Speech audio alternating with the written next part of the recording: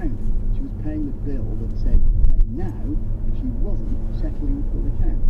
I shop at Next primarily for school uniforms. They've got a great range of sizes, and at first I was really excited because I would just put things in my basket, I'd hit submit, and they'd say, great, your goods will be with you tomorrow, and no money actually exchanged hands. And then the bill would be sent to me, I'd get a text or it'd be sent by email saying your account is ready. But the problem with that is that because I didn't pay for the goods before they arrived, I'm a busy mom and I would forget, and little did I know that interest was accruing and late fees as well.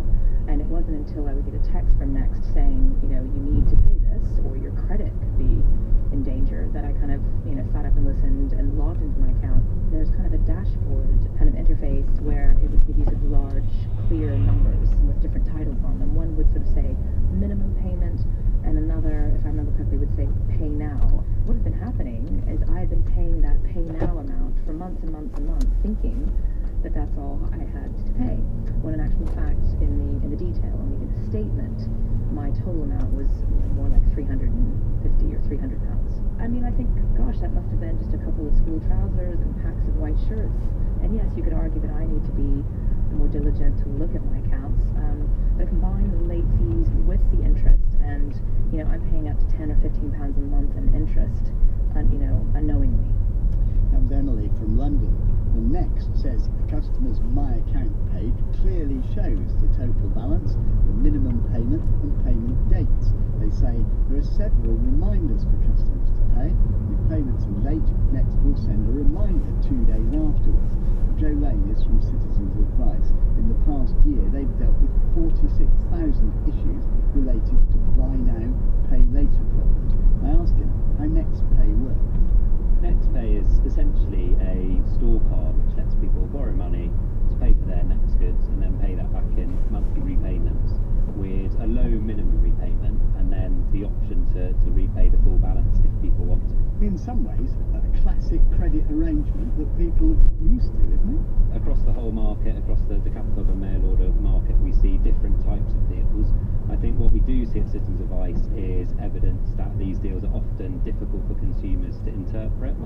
The really stark example we see of this is deals which are advertised as interest-free and are initially interest-free, but where people can end up paying massive interest costs because they are unable to clear their balance by the end of the repayment period. Because what happens there is at the end of the period you go back and pay interest from the beginning, and almost as if you hadn't paid. Precisely. So an example of that is one man we helped recently had bought an iPad for £600 on a deal he thought was interest-free.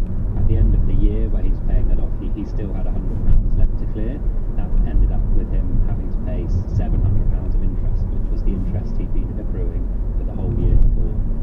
But Emily herself says she's not perhaps kept as good an eye on her account as she should, and Next say they believe they state the terms clearly and give people warnings. Don't people have a responsibility to manage this type of account properly, and haven't we got used to them to some extent?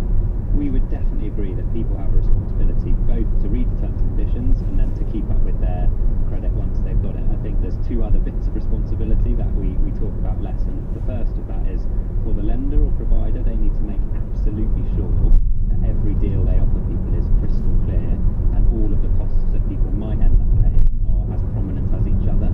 So whether that is the missed payment fee that Emily referred to or that's hidden interest. Chawleigh from Citizens Advice.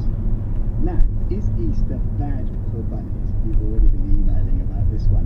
Some of the country's largest pet shops, including Pets at Home, Pets Corner, think that it is, and they've banned the sale of rabbits over the Easter weekend. It comes in today, the ban, and it's designed to stop people from buying them on impulse. Rabbits are the third most popular pet in the UK, behind cats and dogs, but roughly 40% given back before they reach their first birthday. Our reporter Louisa Adams went to find out more.